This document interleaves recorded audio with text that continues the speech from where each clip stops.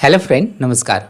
Friend, एक लंबे इंतजार के बाद लोकसभा इंटरप्रेटर एग्ज़ाम के फर्स्ट फेज का शेड्यूल रिलीज़ कर दिया जा चुका है, जैसा कि आप स्क्रीन पर देख पा रहे हैं।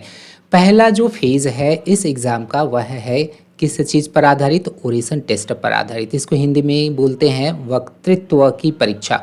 वक्तृत्व की परीक्षा के लिए शेड्यूल आप यहाँ पर जैसा देख पा रहे हैं, 26 जून से यह परीक्षा चालू होगी और यह परीक्षा 15 जुलाई 2023 तक चलेगी। इस परीक्षा में परीक्षार्थियों को किस तरह से बुलाया जा रहा है, जैसा कि आप यहाँ पर देख पा रहे हैं, रोल नंबर के हिसाब से सब कैंडिडेट्स को रोल नंबर दिया गया है और उसी रोल नंबर के हिसाब से इस परीक्षा के लिए सबको बुलाया जाना है। सबसे पहला जो 2 दिन है इस फेज़ के लिए परीक्षा जिनको देने हैं, तो परीक्षार्थियों में वे होंगे स्थानीय भाषा के लिए जिन्होंने इंटरप्रेटर एग्ज़ाम के लिए जो एप्लीकेशन डाल रखे हैं, उन लोगों को सबसे पहले बुलाया गया है। उन लोगों की संख्या यहाँ पर स्पष्ट हम लोगों को दिख रहा है कि 1 से लेकर के 91 तक, फ्रॉम 1 to 91 ऐसे कैंडिडेट्स हैं जो स्थानीय भाषा में आप इंटरप्रेटर का एग्ज़ाम के एप्लीकेशन दे रखे हैं। इसके बाद जितने भी कैंडिडेट्स है वे सारे के सारे इंग्लिश हिंदी इंटरप्रेटर एग्ज़ाम के लिए एप्लीकेशन डाल रखे हैं। फ्रेंड, इसके बाद हम लोगों को जानना है कि इस एग्ज़ाम के लिए कितने एप्लीकेशंस पड़े हैं, कितने रोल नंबर है। रोल नंबर को देख करके हम लोग पता कर सकते हैं कि कितने कैंडिडेट्स ओरेशन टेस्ट के लिए जाएंगे। जैसा कि आप यहाँ पर देख रहे हैं कि 1555 यहाँ पर रोल नंबर है। 1555 रोल नंबर अर्थात 1555 1555 उम्मीदवार है, 1555 परीक्षार्थी है ओरेशन टेस्ट के लिए पहुँचेंगे। और इसकी वैकेंसी कितनी है, वैकेंसी के बारे में भी हम लोग थोड़ा सा जान लेते हैं। विज्ञापन में आप जैसा कि देख पा रहे हैं कि वैकेंसी है इस एग्ज़ाम के लिए मात्र 13 वैकेंसीज़ है और 13 वैकेंसीज़ के लिए 1555 कैंडिडेट्स जा रहे हैं। आप समझ सकते हैं कि कंपटीशन कितना टफ रहने वाला है। आप एक अनारसौ बीमार वाली स्थिति यहाँ पर चरितार्थ होते हुए आपको दिखेगा। इस 13 वैकेंसीज़ में भी आप देख पा रहे हैं कि 2 वैकेंसीज़ एससी कैंडिडेट के लिए और जो शेड्यूल ट्राइब के कैंडिडेट हैं उनके लिए एक भी वैकेंसी यहाँ पर नहीं दिया गया है। ओबीसी के लिए 4 वैकेंसीज़ है, जनरल कैटेगरी के लिए 6 और इकोनॉमिकली वीकर सेक्शन के लिए 1 वैकेंसी यहाँ पर निर्धारित की गई है। तो यह स्थिति है ओरेशन टेस्ट के लिए। इसलिए यहाँ पर ओरेशन टेस्ट में बहुत ही बुरी तरह से छटनी होने की संभावना है। इसलिए इस फेज़ के लिए आपको अभी से कमर कस लेना है और इसके लिए जितनी भी तरह के मापदंड मैंने काफ़ी विस्तार से चर्चा किया है इसके पहले वाले वीडियो सेशन में, आप उसको पुनः देख लीजिएगा, सुन लीजिएगा कैसे आपको रणनीति बनाना है, किस तरह से आगे बढ़ना है। हालांकि हम लोग इस सेशन में भी इस फेज़ के बारे में थोड़ा डिटेल में जानकारी रख लेंगे और इससे जुड़े हुए कुछ अन्य तरह की बातें अगर हो सकती है उसके बारे में भी हम लोग काफ़ी विस्तार से चर्चा करेंगे। तो यहाँ तक आप लोगों को समझ में आया कि कितनी एप्लीकेशंस यहाँ पर पड़े हैं और कितने कैंडिडेट्स का इसमें फाइनल सिलेक्शन हो सकता है। काफ़ी टफ कंपटीशन है, छटनी काफ़ी बुरी तरह से होगी, इसलिए काफ़ी सिंसियर हो करके आपको इस परीक्षा के लिए तैयारी करना है। ये प्रेस्टिजियस एग्ज़ाम है, काफ़ी क्रीम एग्ज़ाम है, आपको वाइट कॉलर जॉब मिलने वाला है। इस कारण से आपके पास जो भी चुनौतियाँ हैं उन चुनौतियों को आपको सामना करना है और फिर आपको इसमें अंतिम रूप से चयनित होना है। यदि आपके पास बोलने की क्षमता है, आप बचपन से स्कूल में या कॉलेज लेवल में आप क्या है कि इस तरह का ओरेशन देते आए हुए हैं, तब मुझे नहीं लगता है कि आपको किसी भी तरह का कोई समस्या आने वाली है। यहाँ पर हम लोग तीसरे पॉइंट के बारे में देख लेते हैं कि तीसरा जो पॉइंट है वो क्या कह रहा है। ये जस्ट एक रिमाइंडर यहाँ पर डालने का डाला जा रहा है कि इसमें 4 चरण होंगे, अर्थात इस परीक्षा के लिए 4 चरण होंगे। पहला चरण क्या है, ओरेशन टेस्ट का वक्तृत्व की परीक्षा होगी और यदि इसमें पास होते हैं तो आपको 2 महीने का लगभग समय मिलेगा। आप रिटन टेस्ट के लिए फिर आपको बुलाया जाएगा है ना? और इसमें यदि आप पास होते हैं रिटन टेस्ट में, जैसा मैंने पहले भी कहा था, इसमें भी आप देख सकते हैं कि रिटन टेस्ट में किस तरह के इसमें प्रश्न रहेंगे। 150 अंकों का आपका 50 नंबर का हिंदी, ऑब्जेक्टिव हिंदी, 50 नंबर का ऑब्जेक्टिव इंग्लिश और 50 नंबर का जीके और करंट अफेयर्स पर आधारित तो क्वेश्चंस रहेंगे। और बाकी जो क्वेश्चन जो रहेंगे वे सारे के सारे विवरणात्मक नेचर के रहेंगे, अर्थात उसमें आपको ट्रांसलेशन करने हैं हिंदी से अंग्रेजी, अंग्रेजी से हिंदी। काफ़ी लंबा पैसेज रहेगा, 400 साढ़े 400 शब्दों का वो पैसेज रहेगा। आपको उसके लिए अभ्यास करते रहना है बीच बीच में। लेकिन अभी पूरी तरह से आपको अपने समय को देना है ओरेसन टेस्ट में क्वालिफाई होने के लिए। क्योंकि आप यदि इस एग्ज़ाम के लिए गए हैं या आप यदि फाइनली सेलेक्टेड है एसएससी जीएसटी के एग्ज़ाम में, तब फिर आपके पास यह एक बहुत ही अच्छा मौका है। आप पूरी तरह से इसी एग्ज़ाम के लिए तैयार खुद को कर लीजिए, ठीक है। तो दूसरा टेस्ट मुझे नहीं लगता है कि दूसरे टेस्ट रिटन टेस्ट में, दूसरे फेज़ वाले में आपको प्रॉब्लम आने वाली है, क्योंकि इसका आपका वही पैटर्न है जैसा कि आपका एसएससी जीएसटी का पैटर्न है लगभग। उसमें एक एक्स्ट्रा है, वो क्या, करंट अफेयर्स कोई बड़ी चीज़ नहीं है, वो थोड़ा थोड़ा करके आप पढ़ते रहेंगे। क्योंकि निबंध लेखन के क्रम में आप तो कुछ जो आप पढ़ते हैं करंट टॉपिक से रिलेटेड, उसमें कई तरह की चीज़ें आपको जानने के लिए मिलता है। उन्हीं चीज़ों पर आपको थोड़ा सा विशेष तरह से ध्यान देना है, तो आप का करंट अफेयर्स भी यहाँ पर अच्छा हो सकता है। और इसके बाद जो तीसरा चरण है वो साइमल्टेनियस इंटरप्रिटेशन टेस्ट। इस चरण के लिए भी आपको ज़्यादा सोचने की आवश्यकता नहीं है, क्योंकि यदि आप ओरेसन टेस्ट और रिटन टेस्ट में पास हो जाते हैं, इसमें इन दोनों में ही क्वालिफाई कर जाते हैं और तीसरे चरण इस चरण में आ जाते हैं साइमल्टेनियस इंटरप्रिटेशन टेस्ट में, तो खुद डिपार्टमेंट आपके लिए ट्रेनिंग की व्यवस्था करेगी और आप ट्रेनिंग पा करके दक्ष इस तरह से हो जाएंगे। और उन लोग भी चाहते हैं कि आपका चयन हो जाए इसमें, बस आपको बस प्रयास करना। और ये 2 चरणों में यदि आप पास हो जाते हैं, तब आपके पास आत्मविश्वास की भी कमी नहीं रहेगी। आप इस चरण में भी आप अच्छी तरह से आप तैयारी करके निकाल सकते हैं।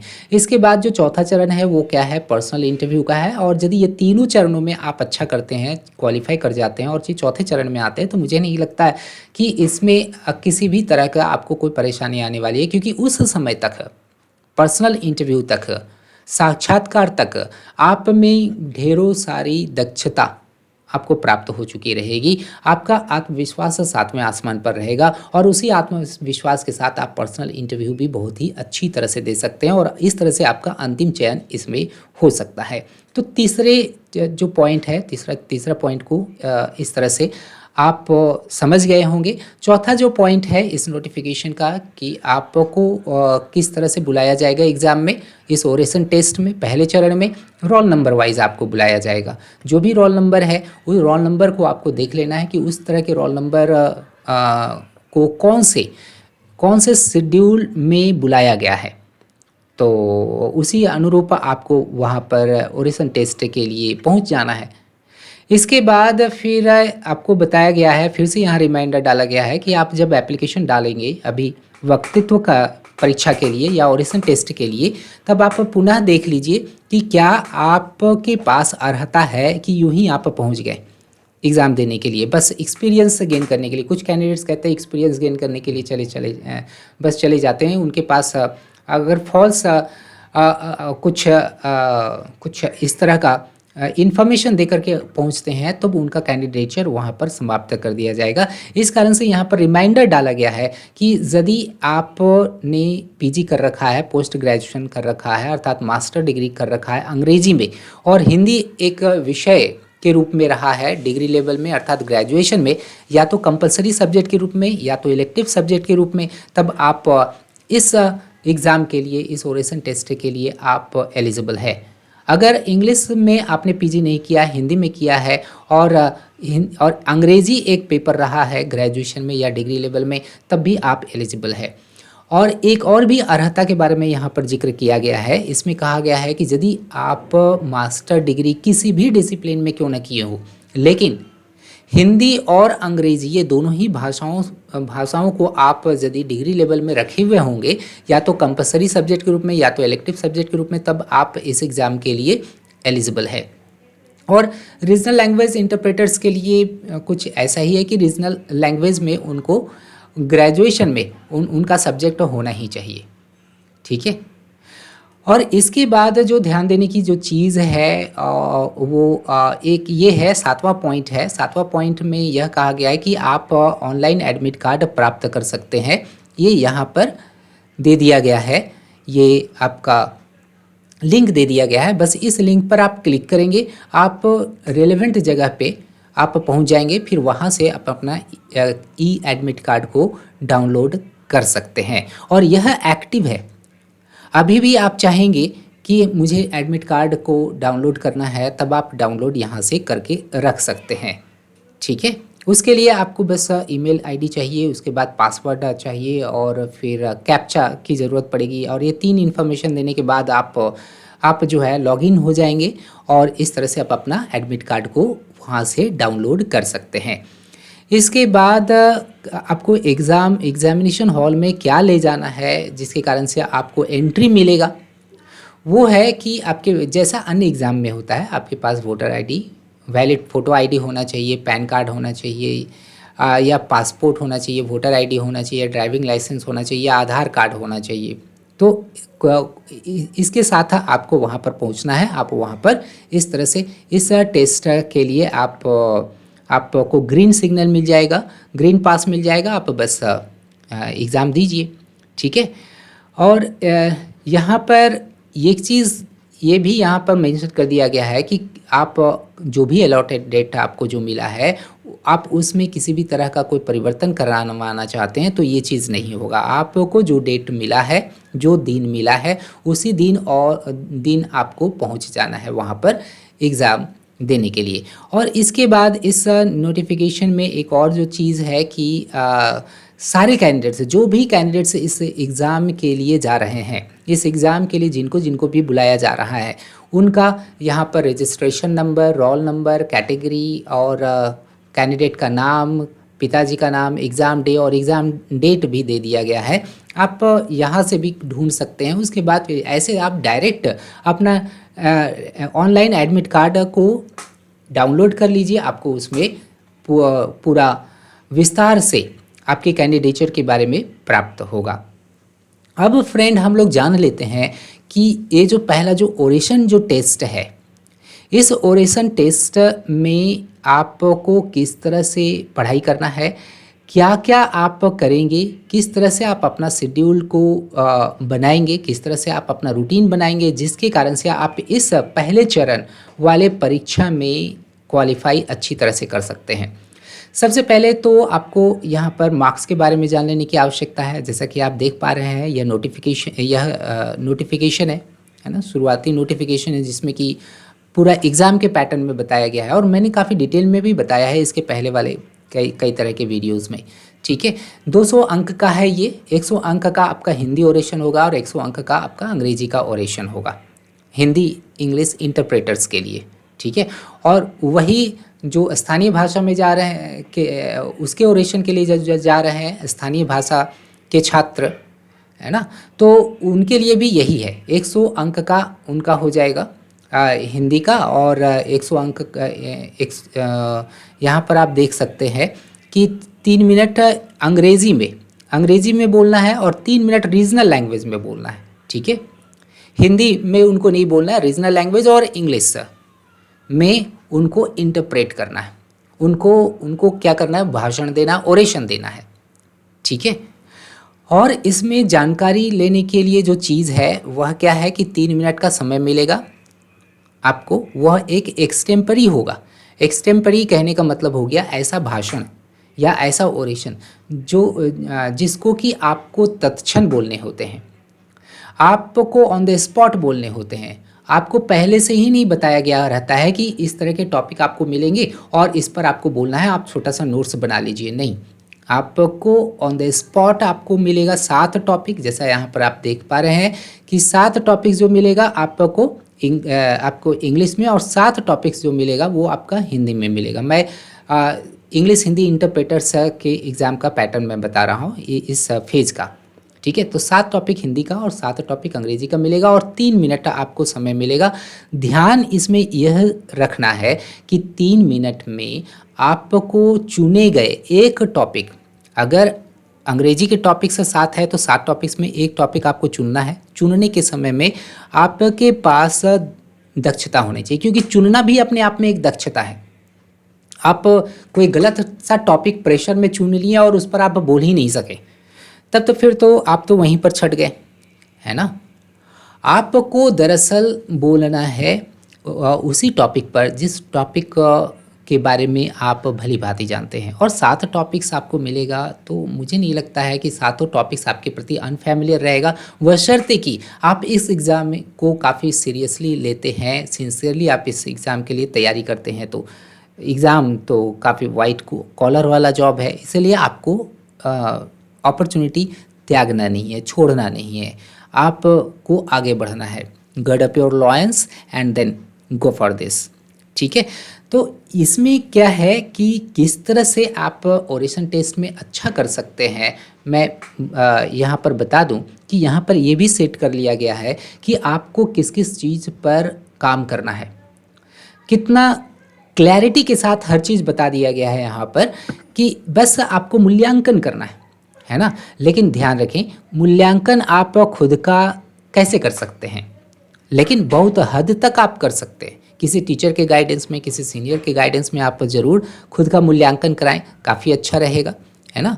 इसमें आपको कौन कौन सी चीज़ों पर ध्यान रखना पड़ेगा इस ओरेशन टेस्ट में। ओरेशन टेस्ट होता क्या है? ओरेशन टेस्ट का मतलब ही होता है वक्तृत्व का की परीक्षा, या इसको हम लोग कहते हैं हम लोग भाषण की परीक्षा। इसमें आपको भाषण देने हैं और भाषण देने के लिए आपका जो शैली होना चाहिए भाषण का ही होना चाहिए। सिर्फ बोल देख करके निकले जाते हैं, आपको ऐसा लग रहा है कि आप जो भी बोल रहे हैं बस एक लय में बोल दिया आपने, बस बोल करके आप निकल गए, तो ऐसी स्थिति में आप ज़्यादा अंक अर्जित नहीं कर सकते हैं। तो इसके लिए देखिए मापदंड सुझाए गए हैं। फ्लुएंसी, आपकी फ्लुएंसी किस तरह की होनी चाहिए, धारा प्रवाह आप बोल पा रहे हैं हिंदी में अंग्रेजी में, दोनों ही भाषाओं में कि नहीं, इस पर सबसे पहले ध्यान दिया जाएगा। इसका अपना मार्क्स होगा, 100 में कुछ मार्क्स इसके लिए रख लिया जा सकता, हो सकता है कि 15 मार्क्स या 20 मार्क्स इस तरह के रख दिए जाएंगे इसके लिए। फिर इसके बाद लैंग्वेज कंटेंट है। लैंग्वेज कंटेंट में आप किस तरह के शब्दों का चयन कर रहे हैं, वाक्य का चयन किस तरह से कर रहे हैं, किस तरह से आप इडियम्स एंड फ्रेजेस का प्रयोग कर रहे हैं, कितना आप अपनी भाषा को सबल बना रहे हैं, आपकी भाषा कितना सुसंस्कृत है, आपकी भाषा कितना सुसंगठित है, कि इसके बारे में जजमेंट वहाँ पर की जाएगी। वहाँ पर यह पता लगाया जाएगा कि आप लैंग्वेज के प्रति कितना पकड़ आप रखते हैं। ठीक है, दोनों ही भाषाओं में, हिंदी और अंग्रेजी भाषाओं में किस तरह का आप पकड़ रखते हैं, उसके लिए आपको काम करना है। इसके बाद फिर स्टाइल मतलब शैली, आप सिर्फ पढ़ तो नहीं दे रहे हैं, ऐसा लग रहा है कि आप रीडिंग मोड में तो नहीं आ गए, आपको ओरेशन के मोड में खुद को रखना है। आपको ऐसा करना है जैसा कि लगे कि आप भाषण दे रहे हैं। यदि आप बचपन से भाषण देते आए हैं स्कूल लेवल में, कॉलेज लेवल में, और आप इस तरह से परफॉर्म करते आ रहे हैं, तो मुझे नहीं लगता है कि आपको स्टाइल में किसी भी तरह की कोई परेशानी आने वाली है। स्टाइल बहुत ही मैटर करता है, तभी कहा जाए तो आपकी बातों को अगला सुनेगा। ठीक है, इसके बाद प्रोनाउंसिएशन एंड एक्सेंट है कि आपका उच्चारण और एक्सेंट, कि एक्सेंट कहने का मतलब होता है बोलने का लहजा, है ना। क्या आप हिंदी भाषा में कोई स्थानीय भाषा का प्रभाव तो नहीं छोड़ रहे हैं, है ना। जैसे कि बंगाली भाषा वाले लोग होते हैं तो वो अपना बंगला भाषा का छाप छोड़ देते हैं अपनी भाषा में, चाहे अंग्रेजी वो बोल रहे हो चाहे हिंदी बोल रहे हो, तो उसमें क्या है कि उस तरह का जो इम्प्रेशन आ जाता है, तो उस तरह का इम्प्रेशन तो नहीं आ जा रहा है, उस तरह का एक्सेंट तो नहीं आ रहा है, इस पर आपको ध्यान रखना है। ठीक है, और इसके बाद फिर क्या है, मटेरियल कंटेंट। मटेरियल कंटेंट के लिए तो आपको ज़्यादा ही मार्क्स अलॉट किए जाएंगे, मतलब पहले से निर्धारित रहेगा मटेरियल कंटेंट के लिए, क्योंकि यह बहुत ही बड़ा कहा जाए तो मापदंड है, पैरामीटर है। इसमें क्या है कि जो भी आपको टॉपिक मिलेगा उस टॉपिक पर आप कितना अच्छा सामग्री रख करके उसको प्रस्तुत किए हुए हैं, यह मैटर करेगा, है ना। आप ने दिए गए शीर्षक, चुने गए शीर्षक पर क्या आप अच्छी तरह से भूमिका बांधे हैं कि नहीं, आप उसमें तथ्य और आंकड़े रखे हैं कि नहीं, जिस तरह का टॉपिक दिया गया वो आप कंक्लूजन तक पहुंच पाए हैं कि नहीं। ये नहीं कि 3 मिनट में आप बस आधा ही बोल पाए हैं और आधा छूट गया। 3 मिनट का आपको अभ्यास करना है। आप अपने मोबाइल लीजिए, उसमें स्टॉप वॉच सेट कर दीजिए 3 मिनट का, और जैसे ही 3 मिनट होगा बस बीप करना शुरू हो जाएगा, बस आपको वहाँ पर बोलना बंद कर देना है। आपको फिर से ट्राई करना है टॉपिक को लेकर के। और जहाँ तक टॉपिक्स की बात है, मैं ऑलरेडी दे चुका हूँ इस एग्ज़ाम के लिए क्या क्या टॉपिक्स आपके लिए इम्पॉर्टेंट हो सकते हैं। आप बस इसी चैनल में आप आइए, हमारे चैनल में आइए, और मेरे प्रीवियस वीडियोज़ इस परीक्षा के लिए आप देखिए काफ़ी सारे मैंने जो शीर्षक है इसके लिए हो सकते हैं, संभावित शीर्षक जो हो सकते हैं मैंने सुझाए हैं। आप एक एक टॉपिक को आप उठाइए, हर दिन आप 2-3 टॉपिक्स को उठाइए। सबसे पहले लिखिए, टॉपिक्स को अच्छी तरह से लिखिए। 3 मिनट कितना 3 मिनट में कितने शब्द आप बोल सकते हैं इसका सबसे पहले पता लगाइए। ठीक है, आप क्या करिए कि पहले कोई भी शीर्षक मिला उस पर आप सबसे पहले लिखिए, लिखना शुरू करिए। लेकिन आप 300 शब्दों में लिखिए तो कितने देर में आप 300 शब्द बोल लेते हैं कंक्लूजन के साथ, है ना। आप 350 शब्द लीजिए, उतना आप कितने टाइम में ले करके आप बोल लेते हैं, इसका आकलन आपको खुद करना है। क्योंकि सबका बोलने का जो तरीका होता है या स्पीड होता है वो अलग अलग होता है। आप अपने तरीके को फॉलो करके धारा प्रवाह के साथ आप 3 मिनट में कितने शब्दों को बोलते हैं, इस चीज़ का आकलन आपको कर लेना है। ठीक है, और उसी चीज़ को आधार मान करके हर तरह के टॉपिक्स को आपको तैयार रखना है। ओके, इससे क्या होगा कि आप क्या कि उस शीर्षक से संबंधित, जो भी शीर्षक पर आपने तैयारी किया है उस शीर्षक से संबंधित आप हर चीज़ को बोल सकते हैं, हर चीज़ का समावेश कर सकते हैं। काफ़ी बैलेंस्ड आपका वो आपके मटेरियल कंटेंट होंगे और उसमें आपको अच्छे अंक अर्जित हो सकते हैं। ठीक है, और इसके बाद जो लास्ट जो मापदंड यहाँ पर दिखाया गया है वो है क्या, वॉइस है, आपकी आवाज़। आपकी आवाज़ दबी तो नहीं हुई, आपकी आवाज़ ब्लैटेंट तो नहीं है, काफ़ी ऊंचे स्वर में तो नहीं बोलते हैं। आपकी आवाज़ उतनी ही होनी चाहिए जितना कि कर्णप्रिय हो, ये नहीं कि कर्णपटु हो। काफ़ी श्रीक नहीं होनी चाहिए आपकी आवाज़। तो ये तमाम तरह के पैरामीटर्स जो यहाँ पर सुझाए गए हैं जिन पर आप लोगों को काम करना है। यह जब तक कि आप खुद नहीं काम करेंगे इस पर, और इसका आकलन जब तक कि नहीं करेंगे, खुद करिए आकलन और करवाइए, एक्सपर्ट से करवाइए, और मार्क्स भी लीजिए। 100 मार्क्स में आप कितना मार्क्स ला रहे हैं, आपको कौन कौन से पैरामीटर पर काम करने हैं, आप 3 मिनट में कितने शब्द आप बोल पा रहे हैं, सारी चीज़ों को आप बोल पा रहे हैं कि नहीं पा रहे हैं। इसलिए इवैल्यूएशन बहुत ज़रूरी हो जाता है। स्व आकलन भी करिए और किसी एक्सपर्ट से आकलन भी करवाइए। आप देखिएगा ओरेशन टेस्ट में अच्छा करते चले जाएंगे, और आपके हाथ में लगभग अभी ज़्यादा दिन तो नहीं है, लेकिन जितने भी दिन है आप अपना देख लीजिएगा कि आपका डेट कब पड़ रहा है। उसके हिसाब से आप क्या करिए, हर दिन एक रूटीन बनाइए, और रूटीन के अनुसार आप हर चीज़ को ले करके चलिए। आप खुद को आईने के समक्ष में ज़रूर रखिए। एक तो ड्रेसिंग टेबल तो होगा ही, बड़ा सा आईना आपके घर में तो होगा ही होगा। आप उस आईने के समक्ष में खड़ा हो जाइए। ठीक है, आईने के समक्ष में आप खड़े हो जाइएगा तो आपको ऐसा प्रतीत होगा कि मेरे सामने में कोई व्यक्ति है। देखिएगा, आप दूसरे को फेस कर सकते हैं अच्छी तरह से, लेकिन खुद को फेस करना बहुत ही मुश्किल वाला काम होता है। आप जिस दिन खुद को फेस कर लिए तो समझिए कि आपके पास आत्मविश्वास बढ़ गया। इसलिए कहा ही जाता है, देखिएगा एक्टर्स वगैरह किस तरह से अभिनय करते हैं, वो खुद का हाव भाव आईने में देखता है। अगर खराब हाव भाव आता है तब उस पर वो काम करना शुरू कर देता है। आपको भी वैसा ही काम करना है कि आपका खड़ा होने का तरीका, आपका चेहरा का हाव भाव, हर चीज़ काफ़ी मैटर करता है। तो आपको आईने के समक्ष में खड़े होकर के इस तरह की चीज़ों पर आपको ध्यान देना है, और जहाँ पर भी कमजोरी नज़र आ रही है उस कमज़ोर कड़ी पर आपको काम करना है। तो देखिएगा कि आपके पास समय काफ़ी है, आपके पास 15 से 20 दिन भी आपको मिल जा रहा है। तो समझिए कि आप इतने कम दिनों में आप बहुत कुछ कर सकते हैं, क्योंकि आपको तो एक ही फ़ेज़ के लिए तैयारी करना है, आपको तो सारे फ़ेजेज़ की तैयारी तो करना है नहीं। एक ही फ़ेज़ के लिए आपको बस बोलना है, लिखना है, बोलना है, लिखना है, बोलना है, मूल्यांकन करना है, मूल्यांकन करवाना है। तो मुझे नहीं लगता है कि इतने दिन कम पड़ जाएँगे। आप रोज़ 2-3 टॉपिक्स पर काम अवश्य करिए और इस तरह से आपका आत्मविश्वास सातवें आसमान पर रहेगा और आप को लगेगा कि मैं इसी एग्ज़ाम के लिए बना हूँ, मैं इसी एग्ज़ाम के लिए बनी हूँ। इस तरह का आत्मविश्वास आपको एग्ज़ाम के आने तक वो बढ़ जाएगा। ओके, आशा करते हैं कि आप अब इस सेशन को सुनने के बाद एक बढ़िया सा रूटीन बनाएँगे, एक बढ़िया सा रणनीति बनाएँगे, उसी रणनीति के तहत आप इस पर काम करेंगे। मिलते हैं हम लोग इसी परीक्षा से लेकर के कुछ अन्य तरह की बातों को लेकर के आएँगे अगले सेशन में।